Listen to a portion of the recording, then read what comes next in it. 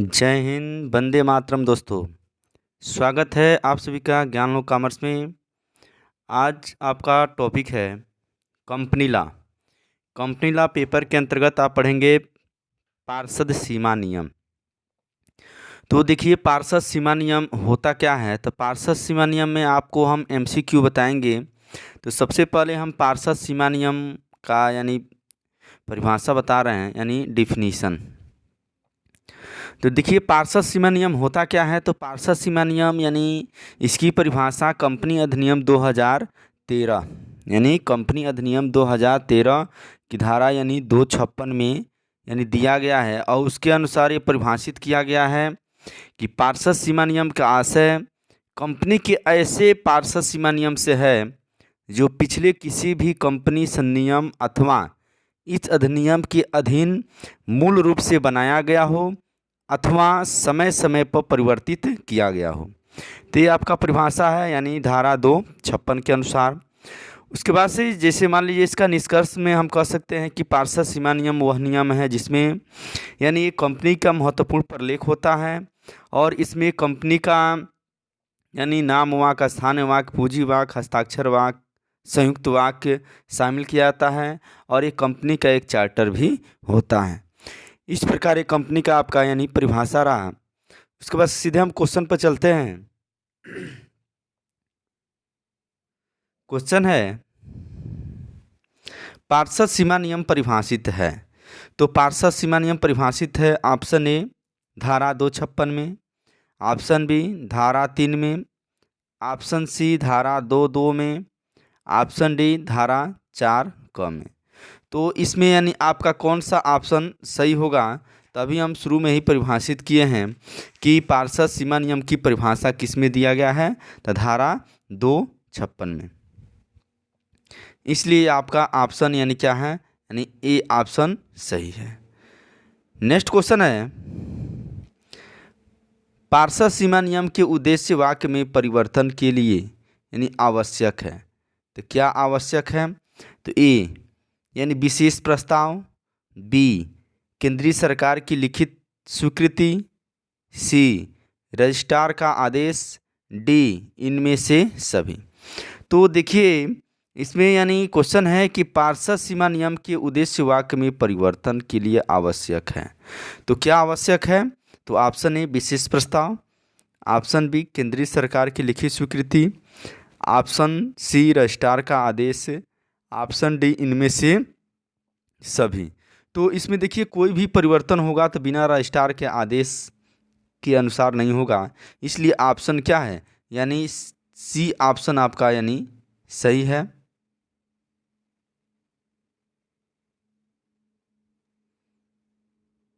इसमें आपका ऑप्शन कौन सा सही होगा, यानी सी ऑप्शन सही है। यानी पार्षद सीमा नियम के उद्देश्य वाक्य में परिवर्तन के लिए आवश्यक है। तो किसका, तो रजिस्ट्रार का आदेश आवश्यक है। नेक्स्ट क्वेश्चन है, एक ही शहर में एक स्थान से दूसरे स्थान पर रजिस्टर्ड कार्यालय में परिवर्तन के लिए आवश्यक है। तो देखिए, यानी एक ही स्थान से यानी एक ही शहर में एक स्थान से दूसरे स्थान पर रजिस्टर्ड कार्यालय का मतलब यानी जो रजिस्टर्ड कार्यालय, जो रजिस्ट्रेशन कार्यालय स्थापित करते हैं, पंजीयन जहाँ से यानी कार्यालय होता है, और उसका यानी परिवर्तन के लिए क्या आवश्यक है। तो ऑप्शन ए संचालक मंडल का प्रस्ताव, ऑप्शन बी विशेष प्रस्ताव, ऑप्शन सी केंद्रीय सरकार की लिखित स्वीकृति, ऑप्शन डी ए सभी। तो इसमें देखिए, यानी संचालक मंडल की प्रस्ताव वाला ऑप्शन क्या होगा, सही होगा। यानी ऑप्शन ए क्या है, सही है। नेक्स्ट क्वेश्चन है, रजिस्टर्ड कार्यालय के स्थान परिवर्तन की सूचना देनी चाहिए। ऑप्शन ए अधिकरण को, ऑप्शन बी रजिस्ट्रार को, ऑप्शन सी प्रवर्तक को, ऑप्शन डी संचालक मंडल को। तो यानी रजिस्टर्ड कार्यालय जो भी यानी आपका रजिस्टर्ड कार्यालय है, यदि उसमें आप परिवर्तन कर रहे हैं तो उसको सबसे पहले यानी किसको सूचित करना होगा, क्वेश्चन में पूछ रहा है। तो सबसे पहले कोई भी परिवर्तन हो या नाम में या कार्यालय में, तो उसका यानी सूचना किसको देना है, तो उसका सूचना देना है किसको, तो उसका सूचना देना है आपको यानी रजिस्ट्रार को देना है। यानी बी ऑप्शन क्या है, सही है।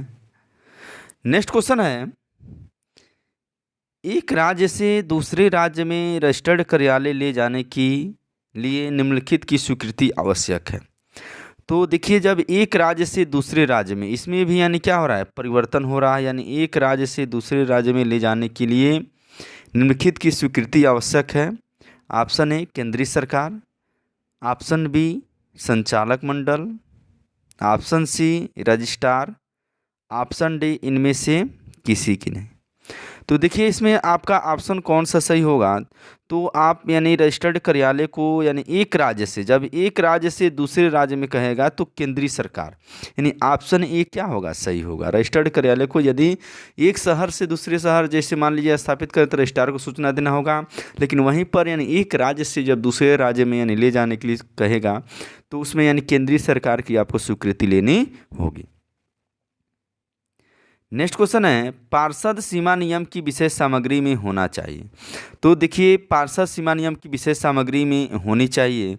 तो पार्षद सीमा नियम की विशेष सामग्री में हम शुरू में ही बताएं आपको, यानी कंपनी का नाम वाक्य होता है, कंपनी का पूंजी वाक्य होता है, कंपनी का स्थान वाक्य होता है जिसको कार्यालय वाक्य बोलते हैं, संयुक्त एवं हस्ताक्षर वाक्य होता है। तो इसमें देखिए ऑप्शन में दिया है कि कंपनी की विशेष सामग्री होनी चाहिए, तो कंपनी का नाम वाक्य, कंपनी का नाम वाक्य है, रजिस्टर्ड कार्यालय है, कंपनी का उद्देश्य वाक्य और ये सभी। तो इसमें आपका ऑप्शन कौन सा सही होगा, इसमें आपका ऑप्शन सही होगा यानी डी ऑप्शन सही होगा, यानी ये सभी वाला ऑप्शन क्या होगा, सही होगा। नेक्स्ट है, पार्षद सीमा नियम की विशेष सामग्री निम्न में वर्णित है। तो पार्षद सीमा नियम की यानी विशेष सामग्री यानी किसमें वर्णित है, तो आपका यानी पारसद, जैसे मान लीजिए आप काउंटिंग करेंगे अपने उंगली पर, यानी पारसद, पार्षद सीमा नियम की यानी पार्षद को यानी याद करेंगे किससे, इन चार यानी अक्षर में पार्षद आ जाएगा। तो पार्षद सीमा नियम की विशेष सामग्री को किसमें, तो धारा 4 में याद कर लेंगे, ठीक है। तो ये आपका ऑप्शन ए क्या होगा, सही हो जाएगा। नेक्स्ट क्वेश्चन है, पब्लिक कंपनी के पार्षद सीमा नियम पर हस्ताक्षरकर्ताओं की आवश्यक संख्या होनी चाहिए। तो देखिए, इसमें पब्लिक कंपनी हम बताए थे न्यूनतम यानी मिनिमम जो मेंबर्स होते हैं 7 होते हैं और अधिकतम की कोई सीमा नहीं। फिर से आपका जो प्राइवेट कंपनी है न्यूनतम 2 होता है, अधिकतम 200। तो इसमें कह रहा है पब्लिक कंपनी के पार्षद सीमा नियम पर हस्ताक्षरकर्ताओं की संख्या होनी चाहिए। तो कितना हस्ताक्षरकर्ताओं की संख्या होनी चाहिए, तो option A 2, option B 5, option C 7, option D 9। तो इसमें आपका ऑप्शन कौन सा सही होगा, इसमें आपका ऑप्शन यानी सी सही होगा, यानी क्या 7 होना चाहिए।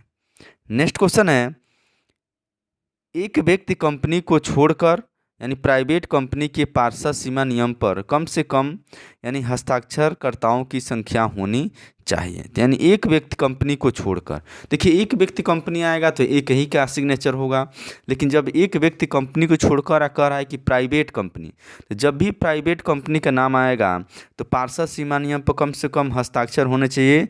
तो कितना, तो ऑप्शन ए 2 हस्ताक्षरकर्ताओं की, option B 3, option C 7, option D यानी 6। तो इसमें देखिए आपका ऑप्शन यानी क्या होगा, तो 2 होगा, यानी 2 वाला ऑप्शन क्या होगा, सही होगा। यानी ए ऑप्शन क्या है, सही है, क्योंकि जब हम सार्वजनिक कंपनी के लिए 7 है हस्ताक्षरकर्ताओं की संख्या, तो उसी प्रकार आपका प्राइवेट कंपनी के लिए कितना होनी चाहिए, 2 होनी चाहिए। एक कंपनी का उद्देश्य वाक्य में होना चाहिए, तो क्या होना चाहिए, तो ए वैधानिक, बी कंपनी के अधिनियम के विरुद्ध, सी सार्वजनिक नीति के प्रतिकूल, डी ये सभी। तो इसमें आपका यानी एक कंपनी का उद्देश्य क्या होना चाहिए, तो वैधानिक होना चाहिए, लीगल होना चाहिए। जो भी काम हो यानी कंपनी में क्या हो, लीगल हो, यानी कंपनी के विरुद्ध ना हो या सार्वजनिक यानी सरकार के विरुद्ध ना हो, ठीक है ना। यानी जो भी काम हो यानी जिस काम के लिए कंपनी स्थापित कर रही है उसमें क्या हो, लीगल तरीके से यानी कोई भी कारोबार हो रहा हो, उसे ही यानी वो कंपनी का मुख्य उद्देश्य होता है, ठीक है। नेक्स्ट क्वेश्चन है कि यदि कोई कंपनी अपने रजिस्टर्ड कार्यालय के एक स्थान को एक राज्य की सीमा के भीतर एक कंपनी रजिस्ट्रार के क्षेत्र से दूसरे कंपनी रजिस्ट्रार के क्षेत्राधिकार में ले जाना चाहती है तो निम्न का अनुमोदन प्राप्त करना होगा। तो देखिए यानी इसमें एक राज्य की सीमा के भीतर ही कह रहा है, यानी एक क्षेत्र से दूसरे क्षेत्र में। तो एक क्षेत्र से दूसरे क्षेत्र में जब परिवर्तन करेंगे तो वहाँ के आप क्षेत्रीय निदेशक जो भी होंगे यानी उनका अनुमोदन प्राप्त करना क्या होता है, आवश्यक होता है। यानी ऑप्शन बी क्या है, सही है। नेक्स्ट क्वेश्चन है,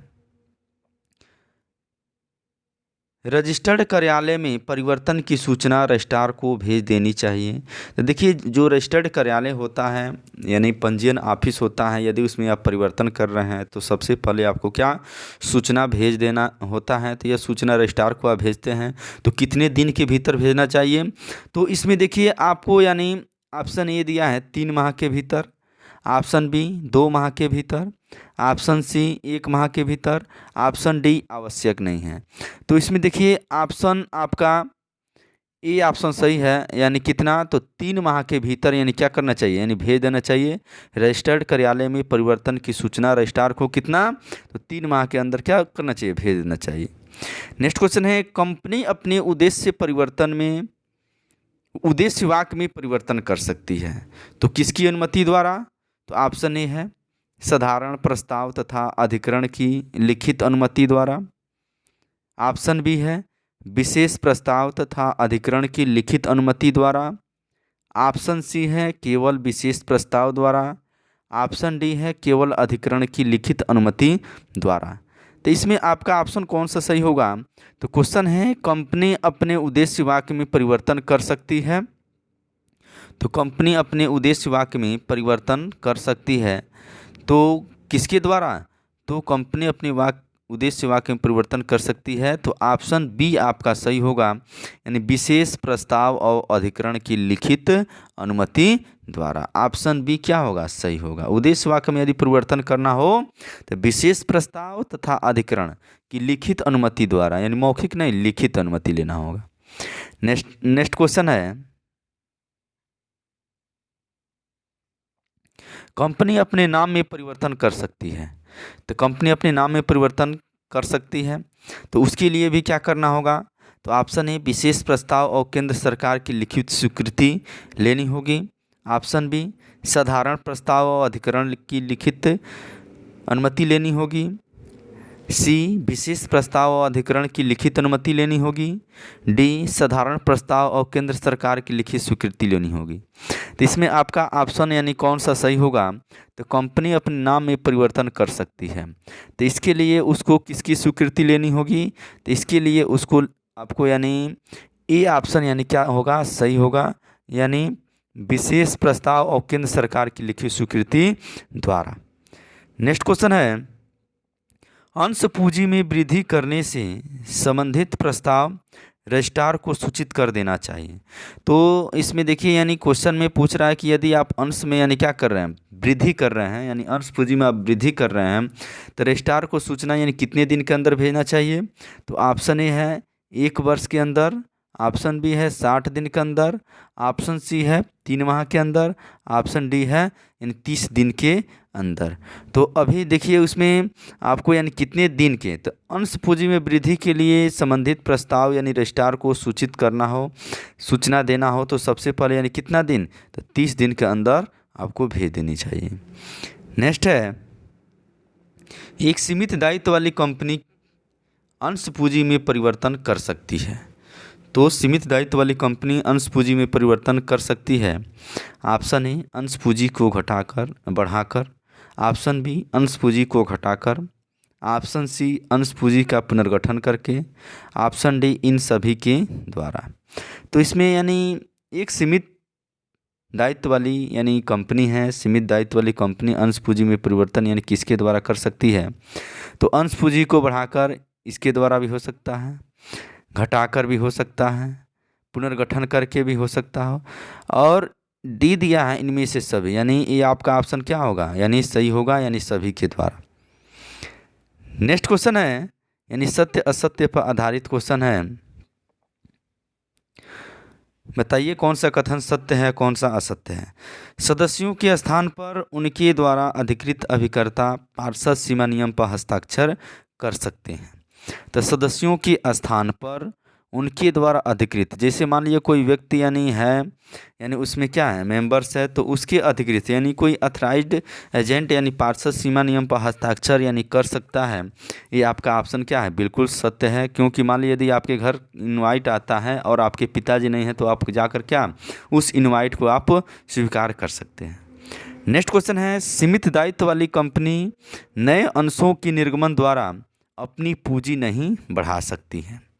तो ये आपका ऑप्शन क्या है, यानी सीमित दायित्व वाली कंपनी, अभी क्वेश्चन में बताए हैं कि यानी सीमित दायित्व वाली कंपनी है तो अपनी यानी अंशों के निर्गमन द्वारा यानी पूंजी बढ़ा भी सकती है, घटा भी सकती है पुनर्गठन करके। तो इसमें कह रहा है कि नहीं बढ़ा सकती है, इसलिए ऑप्शन क्या है, ये आपका असत्य है यानी गलत है। ये आपका ऑप्शन क्या है, यानी असत्य है। नेक्स्ट है, ये आपका गलत है। नेक्स्ट है, एक कंपनी अपने रजिस्टर्ड कार्यालय को एक देश से दूसरे देश में स्थानांतरित नहीं कर सकती है। तो ये आपका बिल्कुल सही है, क्योंकि एक स्थान से दूसरे स्थान यानी एक शहर से दूसरे शहर में हो सकता है, एक राज्य से दूसरे राज्य में हो सकता है। एक राज्य से दूसरे राज्य में करने के लिए केंद्र सरकार की स्वीकृति लेनी होगी। एक शहर में एक स्थान से दूसरे स्थान पर यानी परिवर्तन करने के लिए रजिस्ट्रार को सूचित करना पड़ेगा। और एक देश से दूसरे देश में यानी स्थानांतरित नहीं कर सकती है, बिल्कुल सही है। नेक्स्ट है, अंश पूंजी के परिवर्तन संबंधी नियमों के लिए कंपनी का पार्षद सीमा नियम का महत्वपूर्ण प्रलेख होता है। तो अंश पूंजी में परिवर्तन, तो देखिए अंश पूंजी में परिवर्तन यानी बढ़ाकर घटाकर और पुनर्गठन करके हो सकता है। और इसके लिए किसका तो महत्वपूर्ण प्रलेख क्या होता है, तो पार्षद सीमा नियम महत्वपूर्ण प्रलेख होता है, इसलिए ऑप्शन क्या है, सही है।